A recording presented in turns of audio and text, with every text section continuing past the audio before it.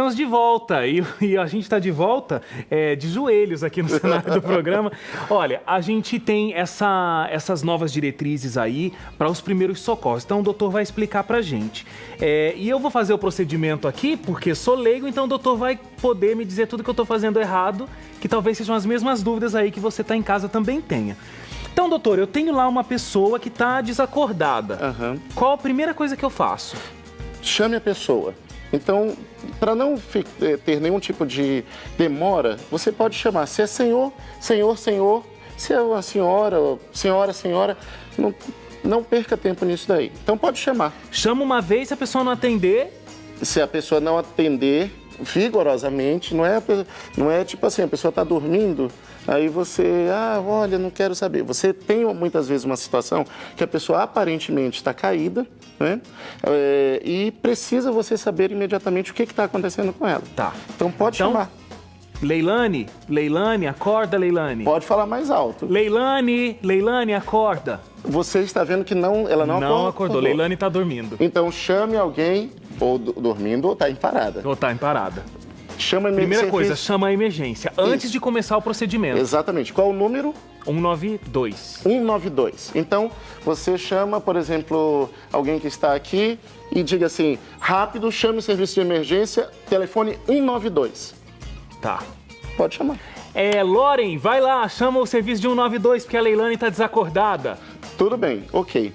Se ela não respira e não responde, o que você vai fazer então? Começar o processo. Isso. Essa é a grande diferença. Eu só estou fazendo essa pausa aqui porque antigamente você fazia o boca a boca.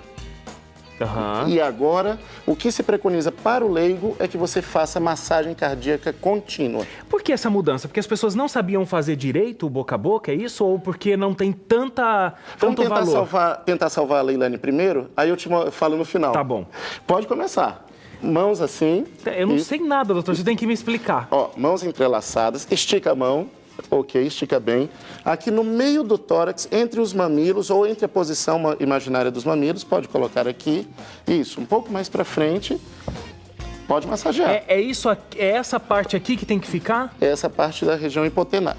Aqui no meio. Aqui no meio. Então é essa parte aqui da mão que vai ter que ir no peito da pessoa. No meio do peito. No meio do peito. Pode começar. Bombeia. 1, 2, 3, 4, 5. Isso, 100 por minuto. Pode ir mais rápido. Assim? Isso, 100 por minuto. Calcula aí. Tem algumas musiquinhas que usam para ver a pessoa saber que é 100 por minuto, mas assim, se você não sabe, está nervoso, nessa velocidade está ótimo, excelente. Mas ainda não chegou a emergência, pode continuar massageando. Cansa, né? Cansa, por isso que a gente usa muito, estica o braço e usa a parte de trás como um apoio. Um apoio, para não ficar a força toda no braço. Não se preocupe que eu não vou deixar você usando todo o programa, vai. Olha, Wagner, eu encontrei, pode continuar massageando, eu encontrei esse aparelho aqui no shopping, por exemplo. Isso daqui, você sabe o que é? É o famoso desfibrilador. Exatamente. É um aparelho que pode ser usado por leigos.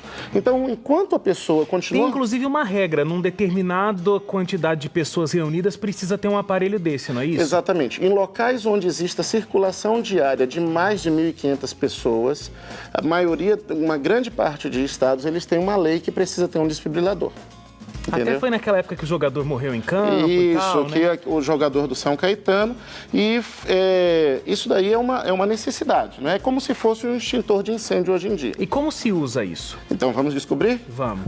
Aperta o ON, a tecla de início. Antes de conectar qualquer coisa? Antes de conectar qualquer coisa. E isso aqui é como? É carregado com bateria? É carregado com bateria. Mas agora a gente só precisa saber que tem que ligar. Não, mas se ele está desligado lá em casa, eu preciso saber, né? Se você tem um desfibrilador desse, eu quero te visitar. Ninguém tem em casa. Exatamente.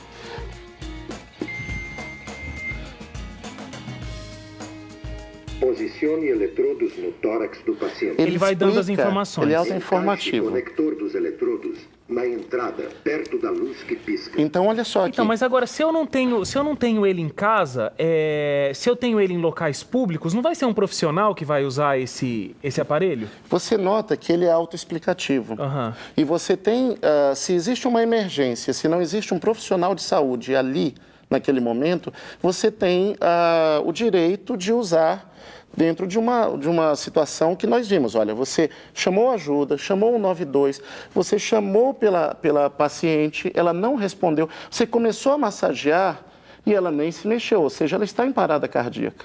Existe uma situação que você tem que agir rápido. Então, assim, para a utilização do DEA, você não precisa de automaticamente ser um profissional de saúde. Qualquer você precisa, pessoa pode usar. Exatamente, contanto que siga as regras, né? Que você tem uma pessoa parada ali, não é para você brincar. Então, você ligou, ele disse para colocar os eletrodos, ele tem 2 eletrodos, você vai colocar ele um acima, Eletrodos no tórax do paciente. outro embaixo. Encaixe conector dos eletrodos Ele na co- entrada, perto da luz que pisca. Ele vai analisar. Analisando o ritmo cardíaco. Então, E- Não coloca toque o paciente. Não toque o paciente. um dos eletrodos bem aqui e Isso. outro embaixo. Choque Exatamente. recomendado. Ele mostra normalmente a posição. Às vezes a pessoa tem Afaste-se um do paciente. Afaste do marca-passo paciente. e você diz para as pessoas se Administre afastarem. o choque agora. Pressione o botão laranja. Aperta o botão laranja. Agora. Choque administrado. Em pausa. Administre ressuscitação Aí você começa a massagear de novo, Mesmo com o equipamento aqui. mesmo com o equipamento. Aí Toda começa de vez que novo. ele for parar, ele vai te dizer para parar, ok? Não vamos continuar porque, na verdade, ele vai a cada ciclo de 2 minutos. O ideal é que, se você está em algum local e tem 2 pessoas, as pessoas, a cada 2 minutos, elas troquem, porque cansa. Para ter o vigor aí de começar tudo de novo. Exatamente. Agora, a gente tem um bebezinho aqui. Só vamos fazer com um bebê um pouquinho diferente. Exatamente. O bebê, ele ainda, a causa de parada no adulto, a principal causa de parada, ela é a arritmia cardíaca por uma fibrilação ventricular, por uma artéria entupida. Se você tem um bebê, a maioria das vezes a causa é por hipóxia, ou seja, falta de oxigênio. Então, o que acontece? No bebê, se for um bebê recém-nascido, você vai pegar e colocar 2 dedos na linha aqui entre os mamilos e você também vai fazer 30 vezes para cada 2 ventilações. A diferença aqui é que aqui você pode soprar na boca do nenê, sopra 2 vezes e você continua massageando. Alguns casos, que isso daqui é quase um recém-nascido, você pode até fazer isso daqui Com em ele cima nos braços. Com ele nos braços. Como é o que a gente vai intercalando? 30 massagens para 2 ventilações. Tá, e aí volta 30 massagens Exatamente. O mais importante, se tem muitas informações, comprima rápido e forte. Na criança não tem uma medida, então seria em torno de 1/3 da largura aqui do tórax. E, assim, em relação ao adulto, que eu gostaria de pegar e salientar mais, porque aqui é um pouquinho mais raro de acontecer. Não se preocupe, se você tem uma situação real de parada, não se preocupe, eu sou leigo. Cardiopulmonar.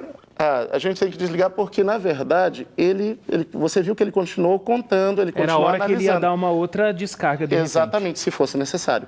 Mas o que é mais importante vocês saberem é o seguinte. Vamos lá para trás agora, doutor. Sim, ficamos de joelho Chega muito... de ficar de joelhos. Exatamente. O mais importante é você saber se você é um leigo e você está realmente numa situação de emergência, massageando, não se preocupe. Será que eu estou fazendo a coisa certa? Você é a pessoa que está ali. Comprima forte, rápido, pelo menos 100 vezes por minuto, pelo menos 5 centímetros, permita que o tórax volte, entendeu? E assim, será que tem risco de quebrar uma costela? Será que tem risco de alguma coisa? Isso não importa naquele momento. Você tem que salvar uma vida até chegar ao serviço de emergência. É lógico que se a pessoa ela está acordada, se tem um outro quadro diferente, o tratamento é diferente. Se uma pessoa tem uma epilepsia, se ela tem uma convulsão, isso daí dá para ver claramente que a pessoa se movimenta, a pessoa respira, são outros tipos de tratamento. Mas você sabe o que é mais importante aqui? Quando foi feita essa mudança sem o boca a boca, a sobrevida das pessoas que elas esperavam a ambulância chegar, que era de 5% de sobrevida, ela aumentou até 30%. Ou seja, você salva muitas vidas fazendo RCP, mesmo por pessoas leigas. Muito bem. Doutor, tem várias perguntas que chegaram aqui da internet e a gente vai fazer agora, então, tirar a dúvida aí dos nossos telespectadores. Deixa eu só pegar aqui as perguntas, programa ao vivo, chegando muitas informações e a gente vai se movimentando pelo cenário sem conseguir se movimentar. Olha, Berton Lins, que tipos de exames preventivos devem ser feitos com relação ao coração? Isso depende muito da idade e do que a pessoa vai fazer. Então, um check-up, ele vai depender do cardiologista que vai ver a pessoa, mas alguns exames que são feitos.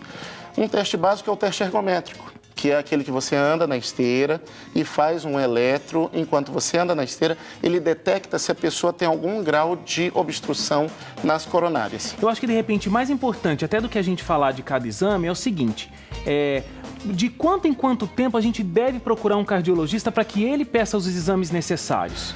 Olha, a gente diria que a partir dos 40 anos, anualmente. A partir dos 40 anos, anualmente. E se você tiver algum tipo, até os 40 anos, você tiver algum tipo de fator de risco, o pai ou a mãe que teve um infarto antes dos 55 anos de idade, ou então arritmias, você procure o cardiologista, ele vai determinar qual é o tempo. Isso já responde a pergunta da Giovana Eugênia aí, né, Giovana? A Ana Paula dos Santos Dantas, qual o problema em ter a pressão muito baixa? A gente sempre fala do problema da pressão muito alta. Ela deu um exemplo aqui de 90 por 60. Olha, 9 por 6, né? Eu diria o seguinte, existe uma ideia um pouco errônea em relação a essa situação, porque é o seguinte, pressão baixa, a gente só considera baixa se impede a pessoa de fazer atividades normais. Se a pessoa desmaia, se a pessoa vai levantar, de repente começa a se sentir tonta. Do contrário, tudo bem. Do contrário, tudo bem. Ana Nunes, um senhor de idade que toma remédios para dormir, mas não dorme, com doses aumentadas. Isso pode de alguma forma prejudicar o coração? O sono ele é muito importante para o coração.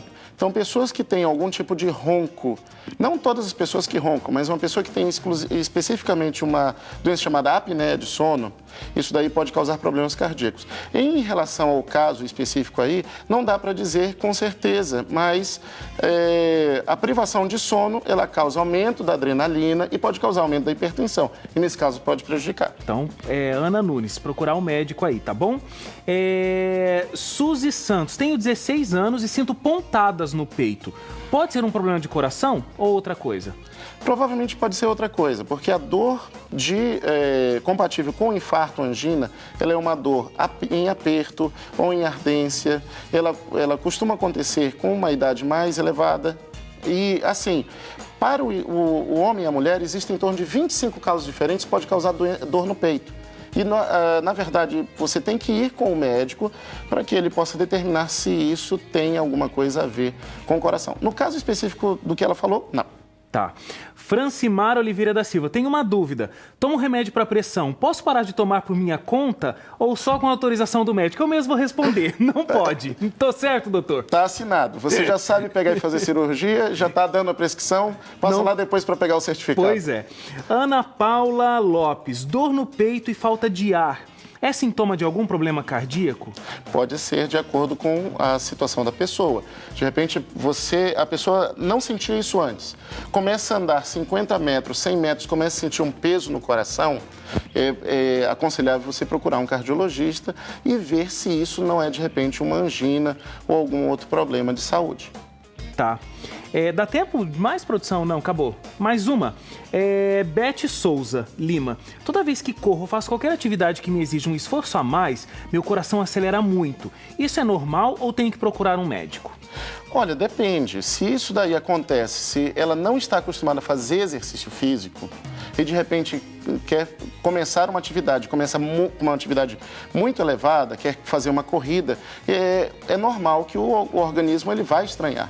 Então, nesse caso, se não for uma situação dessa, se surgiu mesmo em atividades normais, procure um médico. Tá. Se não, procure uma academia, faça um aconselhamento para iniciar algum tipo de atividade física. A Flavinha Couto, depois de instalar essas placas de gordura nas artérias, aquela que o senhor mostrou pra gente, é possível reverter apenas mudando os hábitos alimentares? Olha, na verdade você consegue segurar o processo e você consegue diminuir a progressão. O que acontece muitas vezes é que a pessoa ela acaba fazendo um pouquinho das coisas que é para fazer, ou então ela acha que um chazinho X, a erva tal, ela vai conseguir resolver todos os problemas. A pessoa pode prevenir problemas. Existem problemas que não vão sair mais, mas você pode, com hábitos saudáveis, evitar que eles apareçam precocemente. Tudo bem, tinham mais perguntas aqui, mas eu não tenho tempo aqui, junto com o doutor, de responder. Só o seguinte, quem ganhou as 2 camisetas aí, do pessoal que participou com a gente, Ana Nunes e Berton Lins. Acho que eu até li uma pergunta aqui do Berton Lins. Então, ó, você pode encaminhar pra gente aí seu endereço completo por mensagem, só por mensagem, não vai pôr seu endereço aí na internet, hein? E você também pode colocar o tamanho da camiseta, PM ou G, tá bom? Amanhã a gente tá de volta, a gente não tá ao vivo, mas você vai aproveitar e vai assistir o nosso programa sobre adrenalina, que tem tudo a ver aí com os problemas cardíacos também, com a saúde do nosso coração. Você vai acompanhar esse nosso programa, foi a Semana da Saúde aqui no seu programa, né? E a gente também tem a nossa receita de pavê de morango. Ficou gostosa essa receita, me deu água na boca só de lembrar que eu já a comi. Então amanhã a gente está de volta às 5 horas da tarde. Doutor, muito obrigado. Uma satisfação. Foi imensamente explicativo, instrutivo. Espero que o senhor volte outras vezes aí. Muito obrigado pela oportunidade e a todos que vocês tenham uma boa saúde com um excelente coração. Parabéns pelo Dia do Cardiologista. Obrigado. Parabéns aí para todos os cardiologistas, mãe, familiares de cardiologistas. Parabéns aí pelo dia de vocês, viu? Um abraço, a gente se encontra amanhã às 5 horas da tarde. Não vai perder, é o seu programa.